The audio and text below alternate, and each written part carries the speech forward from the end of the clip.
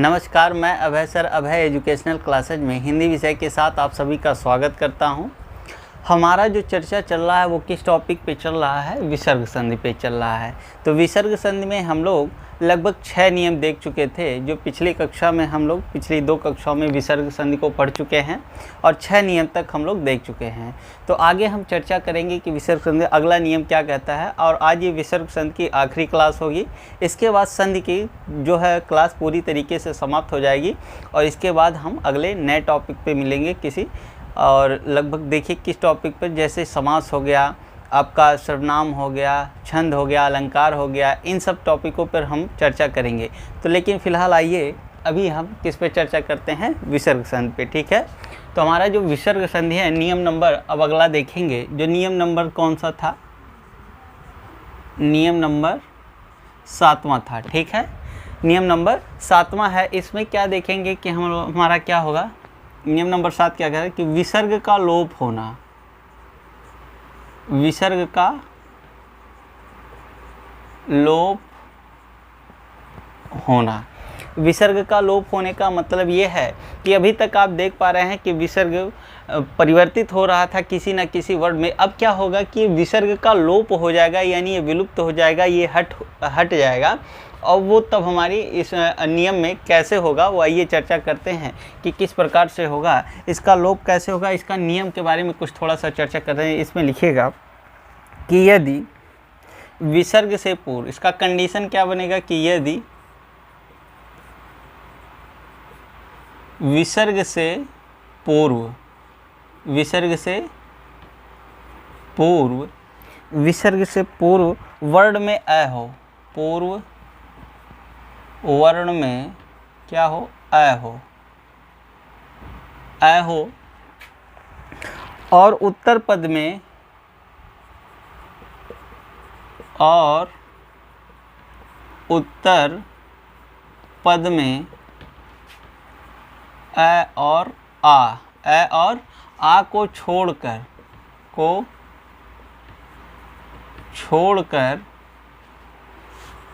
कोई भी स्वर आ जाए, कोई भी स्वर आ जाए तो विसर्ग का क्या हो जाता है? लोप हो जाता है। विसर्ग का लोप हो जाता है, लोप हो जाता है। कहने का मतलब कंडीशन क्या बनेगी? देखिएगा, ये क्या यानी पूर्व पद में क्या, यानी आपका पहला क्या होगा? पूर्व पद, और दूसरा क्या होगा? उत्तर पद। अब देखिए पूर्व पद में क्या होना चाहिए? यदि विसर्ग से पहले पूर्व वर्ण में, पूर्व वर्ण में, या हाँ पूर्व पद वर्ण में अ हो, और उत्तर पद में क्या हो? आ को छोड़कर कोई भी स्वर आ जाए तो विसर्ग का लोप हो जाता है। कहने का मतलब ये है कि इधर क्या हो? विसर्ग से पहले वाले वर्ण में क्या हो? अ हो, क्या हो? अ हो, और प्लस इधर क्या हो? आ को छोड़ करके कोई भी स्वर, यानी आ को छोड़कर, कोई स्वर, ये कंडीशन, यानी इसके अलावा अ और आ के अलावा यदि इधर उत्तर पद में कोई स्वर आता है तो ये विसर्ग का क्या हो जाता है? इसका लोप हो जाता है। क्या हो जाता है? लोप हो जाता है। कैसे होता है? आइए उदाहरण के माध्यम से समझते हैं। इसका स्क्रीनशॉट ले लीजिएगा आप लोग। उदाहरण के माध्यम से समझते हैं क्या होगा। नियम नंबर 7 हम लोग देख रहे हैं। जैसे है आपका, एक उदाहरण लेते हैं, यशः धन इच्छा। क्या है? यशः धन इच्छा है। अब यहाँ पर देखिएगा, यहाँ जो विसर्ग है, विसर्ग के पहले वाले वर्ण में स, यानी इसका यदि आप करेंगे, स के नीचे हलंत लगाएंगे तो इसमें से स्वर निकलेगा अ, और ये विसर्ग पहले से ही है, और इधर क्या है? इच्छा है। क्या है? इच्छा है। अब यहाँ पर देखिएगा, हमारा कंडीशन बन गया कि विसर्ग के पहले वाले वर्ण में क्या हो? अ हो, उसके बाद इधर क्या हो? आ को छोड़ करके कोई भी स्वर हो तो यहाँ पर यानी विसर्ग का क्या हो जाता है? लोप हो जाता है, यानी ये हट जाएगा, ठीक है। तो इधर क्या बचेगा? यश बचेगा। क्या बचेगा? यश बचेगा, विसर्ग लोप होगा, और ये क्या हो गया? इच्छा हो गया। यानी विसर्ग का लोप यानी हट जाएगा। अब यही क्या हो जाएगा, यस इच्छा हो जाएगा। क्या हो जाएगा, यस इच्छा। क्लियर, इतनी बात समझ गए होंगे मेरे ख्याल से। इस प्रकार से यानी यही सारे मतलब यही विसर्ग हट जाएगा, बाकी सेम चीज़ वैसे ही आ जाएगा यदि इसके पर में ये कंडीशन फॉलो करता है तो। ठीक है, इसी प्रकार दूसरा उदाहरण हमारा है, जैसे अतः प्लस एव, अतः धन एव है। अब यहाँ पर देखिएगा फिर वही कंडीशन, यहाँ देखिए स्वर कौन सा है, उत्तर पद में ए है, यानी अ आ को छोड़ करके है, तो ये क्या हो जाएगा, अतएव हो जाएगा। क्या हो जाएगा, ये आप लिख सकते हैं, यानी विसर्ग लोप अतएव हो जाएगा। क्लियर, यानी मेरे ख्याल से समझ गए होंगे कि नियम नंबर 7वां क्या कह रहा था। ठीक है, अब चलिए आइए अगले नियम पर चर्चा करते हैं। नियम नंबर 8 हमारा क्या कह रहा है, नियम नंबर 8 अगला नियम देखेंगे क्या कह रहा है कि विसर्ग का अपरिवर्तित होना। क्या होगा, विसर्ग का अपरिवर्तित होना। कहने का मतलब है विसर्ग में कोई परिवर्तन नहीं होगा। ये कब नहीं होगा, इसका कंडीशन क्या है, आइए चर्चा करते हैं कि क्या कह रहा है कि यदि विसर्ग से पूर्व पहले वर्ण में, ये कह रहा है कि यदि विसर्ग से पूर्व यानी पहले वर्ण में, ठीक है, पहले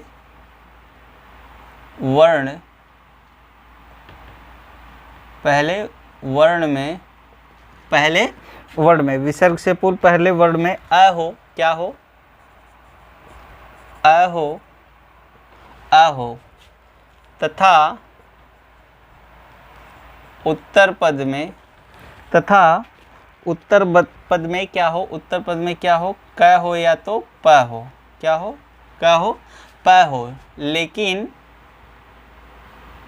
लेकिन क और प के साथ र ना हो तो विसर्ग का परिवर्तन नहीं होता है। विसर्ग में कह सकते हैं विसर्ग में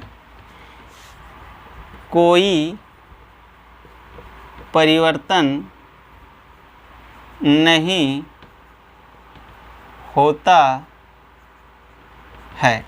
अब यहाँ पर देखिएगा, कहने का अर्थ ये है कि पूर्व पद आपका ऐसा ही होगा, क्या अ यानी ये होगा, और प्लस इधर क्या आना चाहिए, क और प आना चाहिए। शर्त ये है कि इनके साथ कोई र वाला वर्ण ना आए। ठीक है, यदि ऐसा कंडीशन बनता है तो ये क्या है, विसर्ग में कोई परिवर्तन नहीं होगा, जैसा है वैसा ही रहेगा। जैसे आइए उदाहरण के माध्यम से समझते हैं कि कैसे होगा। उदाहरण के माध्यम से समझते हैं कि क्या है। जैसे आपका देखिएगा प्रातः धन काल है, प्रातः धन काल है। अब यहाँ पर देखिएगा विसर्ग से पहले इसमें अ है और ये क्या है, इधर उत्तर पद में क आ गया, यानी ये कंडीशन आपका बनेगा, ये कंडीशन। ठीक है, क होना चाहिए या तो प होना चाहिए। तो ये यदि कंडीशन बनता है तो विसर्ग में कोई परिवर्तन नहीं होगा, यानी प्रातः धन काल बराबर क्या हो जाएगा, प्रातः काल, यानी इसमें कोई परिवर्तन नहीं होगा। ये भी आपका विसर्ग संधि होगा। ठीक है, इसी तरीके से आपका क्या है, मनः धन कामना है। क्या है, मनः धन कामना, मनः धन कामना है तो क्या हो जाएगा, मनः कामना हो जाएगा। क्या हो जाएगा, मनः कामना। ठीक है, इसमें कोई परिवर्तन नहीं होगा। ठीक है, इसी प्रकार से है आपका अधः धन पतन। क्या है, अधः धन पतन है। ठीक है, अधः धन पतन है तो ये क्या हो जाएगा, अधः पतन, अधः पतन। ठीक है, ये आप देखें इधर क्या आ रहा है, प आ गया, यानी क हो उत्तर पद में और क्या हो, प हो, तो पर भी क्या होगा, आपका विसर्ग में कोई परिवर्तन नहीं होगा। तो मेरे ख्याल से ये नियम आपको समझ में आ गया होगा कि 8वां कौन सा नियम है। ठीक है, चलिए अब अगले नियम पर हम चर्चा करते हैं। आज का जो हमारा यही आखिरी नियम होगा, यानी नियम नंबर 9 की मैं बात कर रहा हूँ। चलिए आइए नियम नंबर जान रहे, विसर्ग का ओ में बदलना। यानी नियम आखिरी है, ये विसर्ग संधि का आखिरी नियम है। क्या? विसर्ग का ओ में बदलना। ठीक है, विसर्ग का किस में? ओ में बदलना। ये देखिएगा, यानी विसर्ग अब किस में परिवर्तित हो जाएगा? ओ में बदल जाएगा। ये कब बदलेगा? इसके लिए क्या नियम है, आइए कंडीशन क्या है वो पढ़ लेते हैं। कि यदि विसर्ग से पूर्व वर्ण में अ हो, यानी यदि विसर्ग से पहले पूर्व वर्ण में अ हो, क्या हो? अ हो। ठीक है, तथा उत्तर पद में क्या होना चाहिए? ध्यान से समझिएगा। उत्तर पद में वर्गीय व्यंजन का तीसरा, चौथा और पांचवा, तीसरा, चौथा और पांचवा प्लस और क्या होना चाहिए? यह हो, र हो, वह हो, और क्या होना चाहिए? है हो, गे हो, और क्या होना चाहिए? लास्ट में अ हो। अ हो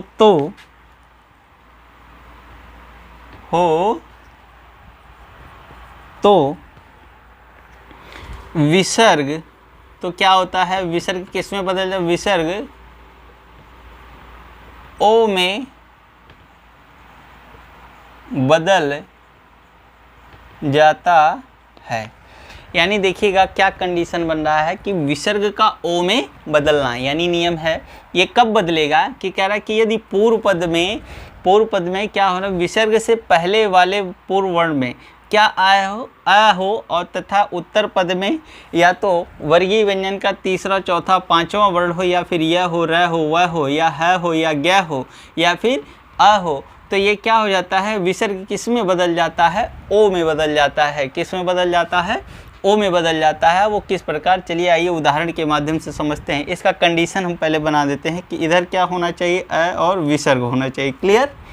और प्लस ये क्या होना चाहिए? 345 आप कह सकते हैं इसको, यानी तीसरा, चौथा, पांचवा, और प्लस क्या हो? यह हो, और क्या हो? र हो, और क्या हो? वह हो, और प्लस है हो, प्लस ग हो, और क्या हो? अ हो। यदि उत्तर पद में ये आते हैं और पूर्व पद में ये आते हैं, तो यानी यही विसर्ग किस में बदल जाएगा? ओ में बदल जाता है। किस में बदल जाता है? ओ में परिवर्तित हो जाता है। तो आइए उदाहरण के माध्यम से समझते हैं। इसका आप लोग स्क्रीनशॉट ले सकते हैं। ठीक है, उदाहरण के माध्यम से हम लोग समझते हैं कि क्या होगा।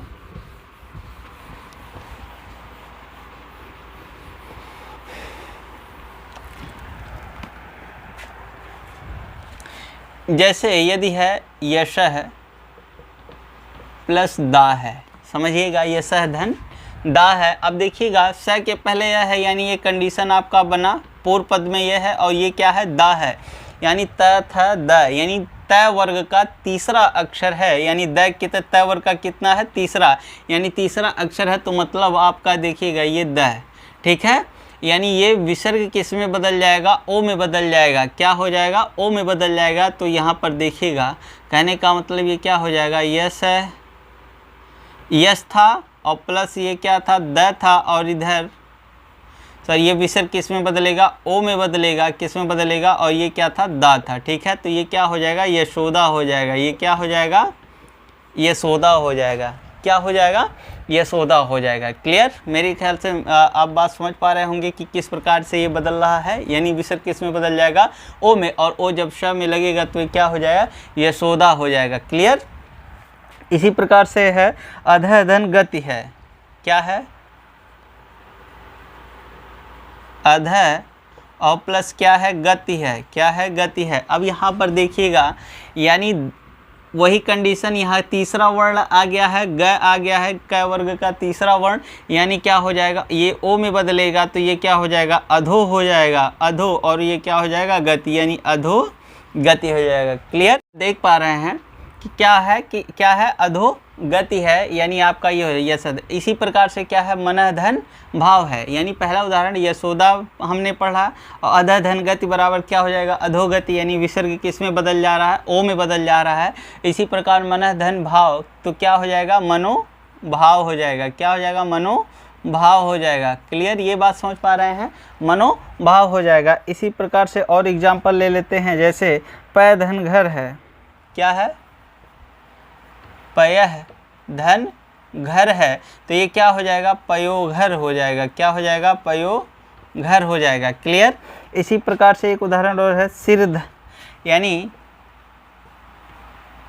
सिर है और प्लस क्या है, मणि है। सिर प्लस क्या है, मणि है। अब यहाँ देखिए प फ ब भ म, यानी पांचवा अक्षर आ गया है इधर, तो क्या हो जाएगा, शिरोमणि हो जाएगा। क्या हो जाएगा, शिरोमणि हो जाएगा, शिरोमणि।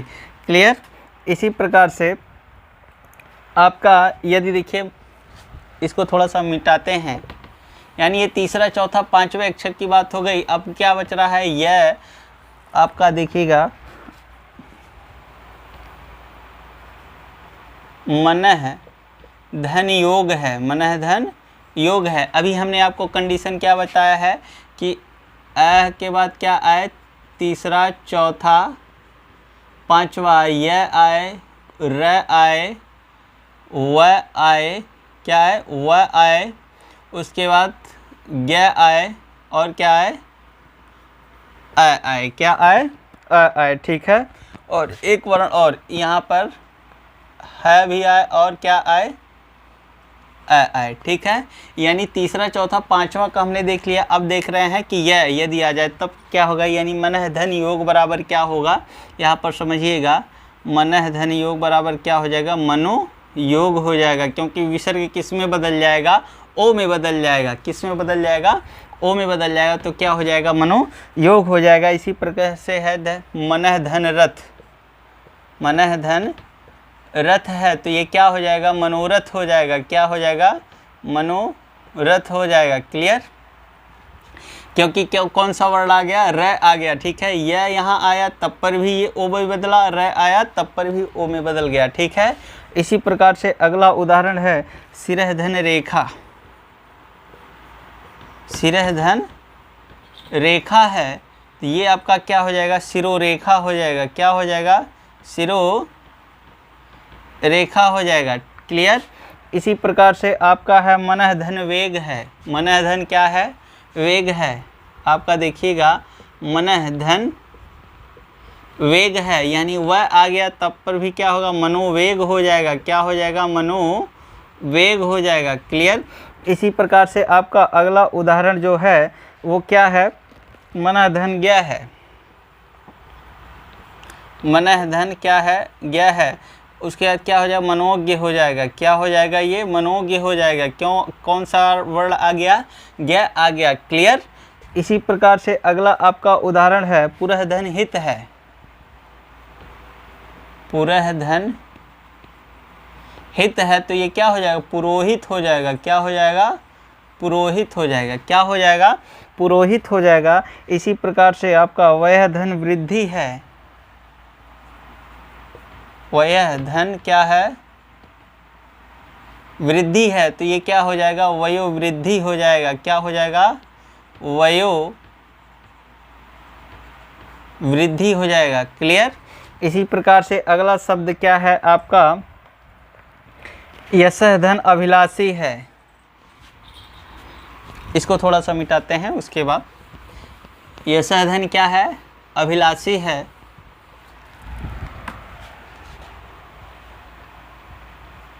यशः धन अभिलाषी। ठीक है। अब यहाँ पर देखिएगा, यहाँ पर अ आ गया। क्या आ गया, अ आ गया, तो ये क्या हो जाएगा, यशो, और यहाँ पर ऐसे आप लिखेंगे। ठीक है, अवग्रह का चिन्ह छोड़ जाता है, ये अह का लोप होकर के क्या, अवग्रह का चिन्ह छोड़ जाता है, और क्या हो जाएगा, यानी यशोभिलाषी। क्या हो जाएगा, यशोभिलाषी। क्लियर, बात समझ पाए। ये अवग्रह का चिन्ह है। ठीक है, यश आकार का होता है ना, आपने देखा होगा हिंदी वर्णमाला में, या संस्कृत में ऐसे अवग्रह का चिन्ह लगा होता है, वो अ का उच्चारण देता है। क्लियर। इसी प्रकार से आपका एक और है मनः धन अनुकूल है। मनः धन क्या है? अनुकूल है। मनः धन क्या है? अनुकूल है। तो ये क्या हो जाएगा? मनोनुकूल। ठीक है, ये अवग्रह चिन्ह है। क्लियर, आप समझ पाए? तो आपने देखा कि क्या है, विसर्ग किस में बदल जा रहा है? ओ में बदल जा रहा है, यानी आपका आखिरी जो नियम 9वां नियम कह रहा है। ठीक है, आपका ये। ठीक है, एक कंडीशन और देख लेते हैं इसमें से, यानी आप देख पा रहे हैं कि यानी विसर्ग का ओ में बदलना। ठीक है, अब थोड़ा सा एक कंडीशन और देख लेते हैं कि यदि अगला नियम हम देख लेते हैं, आखिरी ये नियम होगा कि यदि कह रहा कि यदि अंतः क्या है? अंतः और क्या है? पुनः। अंतः और क्या है? पुनः है। के बाद क्या आए? तीसरा चौथा पद। यहाँ पर देखिएगा, तीसरा चौथा और पांचवा। ठीक है, तीसरा चौथा और पांचवा आता है, वर्ण आता है, वर्ण आता है तो वह ओ में नहीं बदलता। तो वह ओ में नहीं बदलता,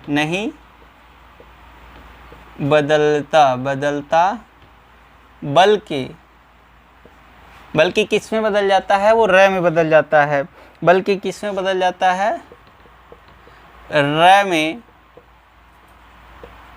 बल्कि विसर्ग यहाँ लिखिएगा, बल्कि विसर्ग किस में बदल जाता है? र में बदल जाता है। कहने का अर्थ ये है कि यदि पूर्व पद में आपका अंतः हो और पुनः हो, ये दो शब्द आते हैं, बाकी यदि तीसरा चौथा पांचवा वर्ग आ जाता है, तब यह ओ में ना बदल करके किस में बदल जाता है? र में बदल जाता है। क्या बदल जाता है? र में बदल जाता है। कैसे? उदाहरण के माध्यम से समझते हैं। जैसे अंतः प्लस राष्ट्रीय है। क्या है? अंतः और प्लस क्या है? राष्ट्रीय है। अब यहाँ पर देखिएगा, अंतः प्लस राष्ट्रीय है। अब ये कह रहा है कि अंतः प्लस राष्ट्रीय यानी र। अभी आपने देखा था कि यह र वह की बात मतलब तीसरा चौथा पांचवा वर्ण और वही यह र वह आता है, तो ये क्या हो जाएगा? अंतः के बाद आता है, तो ये क्या ओ में नहीं बदलेगा, किस में बदलेगा? ये क्या हो जाएगा? अंतः। और ये किस में चला जाएगा? र में बदल जाएगा और क्या हो जाएगा? अंतर। ये रेफ हो जाएगा और राष्ट्रीय हो जाएगा। ठीक है, इस प्रकार से अंतरराष्ट्रीय हो जाएगा। क्लियर। इसी प्रकार से एक और पुनः धन जन्म है। क्या है? इसको मिटाते हैं, उसके बाद आपको समझाते हैं।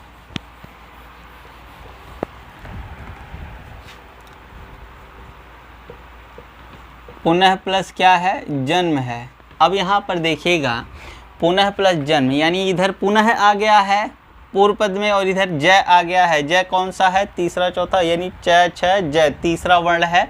और ये क्या हो जाएगा? यानी विसर्ग ओ में ना बदले, यानी होना तो चाहिए क्या? पुनर्जन्म, लेकिन यहाँ पुनर्जन्म ना होकर के क्या ये र में बदल जाएगा, तो क्या हो जाएगा?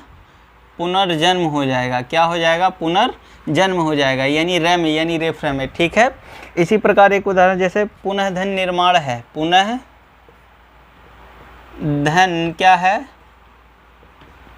निर्माण है। ये पांचवा अक्षर आ गया, न पांचवा अक्षर आ गया, तो ये क्या है? पुनर्निर्माण हो जाएगा। क्या हो जाएगा? पुनर्निर्माण हो जाएगा। क्लियर, ये बात समझ आया।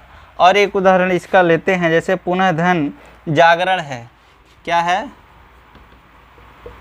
पुनः धन जागरण है, तो ये आपका क्या हो जाएगा? बताइएगा कि पुनः धन जागरण बराबर क्या हो जाएगा? पुनर्जागरण हो जाएगा। क्या हो जाएगा? पुनर्जागरण हो जाएगा। क्लियर, ये आपके हो गए विसर्ग संधि। ठीक है, आज यहाँ पर होता है विसर्ग संधि समाप्त। इसी के साथ संधि की भी समाप्ति हो जाती है। क्या हो जाती है? संधि की भी क्लास समाप्त हो जाती है। और ये मेरे ख्याल से आप लोग संधि के बारे में बहुत कुछ सीखे होंगे। तो ये पूरा आज ही आपका टॉपिक कंप्लीट हो गया है और अगली क्लास में हम नेक्स्ट टॉपिक के साथ मिलते हैं। तब तक के लिए धन्यवाद।